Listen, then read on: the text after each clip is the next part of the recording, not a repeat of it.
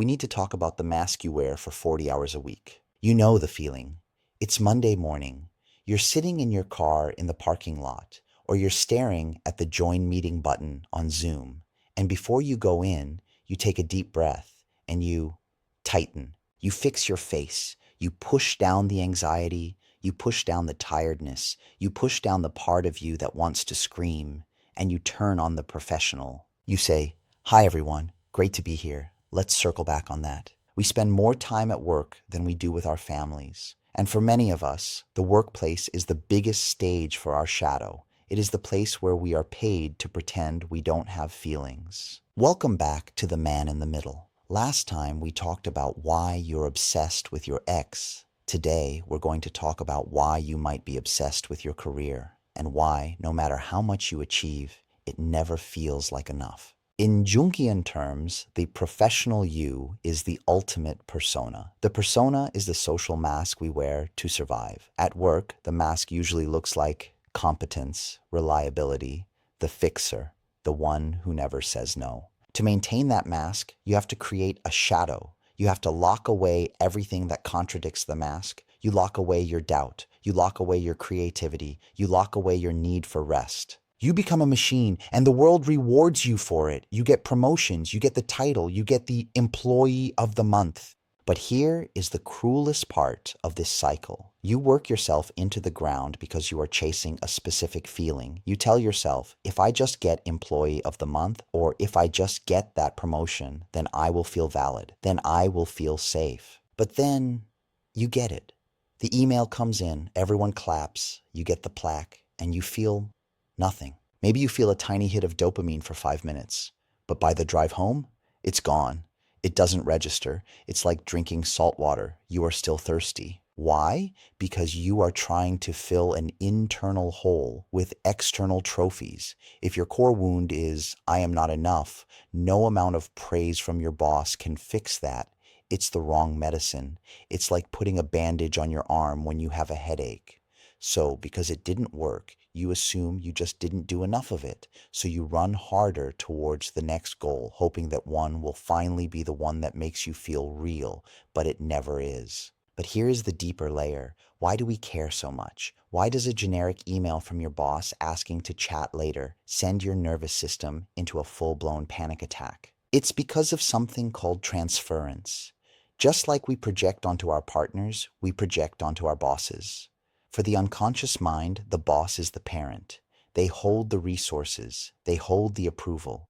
They hold the power to say, "Good job," or "You failed." If you have a core wound that says, "I need to achieve to be worthy," you will turn your workplace into a theater to reenact your childhood. You work late not because the project requires it, but because you are trying to finally get that approval you didn't get when you were 7.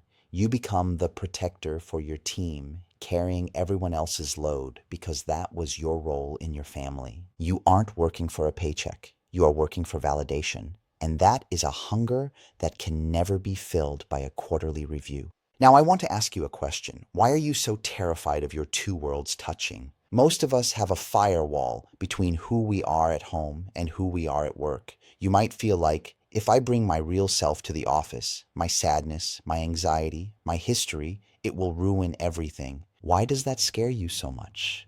Usually, it's a fear of contamination. You have built this professional persona to be bulletproof, to be the fixer, to be the one who has it all together. Deep down, you believe that your real self, the one who struggles, the one who is messy, is unlovable or unsafe. You think, if my boss saw the real me, they wouldn't respect me. Or even deeper, if I let my real feelings into the office, I might fall apart and I won't be able to do the job. So, you spend 40 hours a week holding the door shut. You use all your energy just to keep the real you out of the room. But here is the truth. That separation is a lie. You are one person, and trying to slice yourself in half every morning at the elevator, that is what is killing you. This leads us to burnout. We usually think burnout means we work too hard.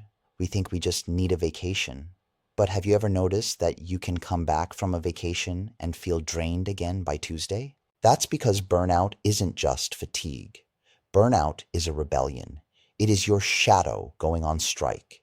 It is the parts of you that you've locked in the basement, your playfulness, your messiness, your humanity, banging on the door saying, "We will not be ignored anymore." Your body shuts down because your soul refuses to keep performing the lie. So how do we integrate the shadow at work? How do we stop the transference? Step 1, humanize the authority. Look at your boss. Really look at them. They are not a god. They are not your father. They are just a stressed out person named Dave or Sarah who is trying to hit a metric. When you stop projecting parent onto them, their criticism stops feeling like a death sentence. It just becomes data. Step 2, redefine the job. Your job is what you do. It is not who you are. I know, easier said than done. But try this. When you leave work today, visualize taking off a heavy coat. Hang it by the door. The director or the manager stays in the coat. The human comes home. Step 3, validate yourself. Stop waiting for the good job. At the end of the day, ask yourself, did I do my best? Did I act with integrity? If the answer is yes, give yourself the gold star.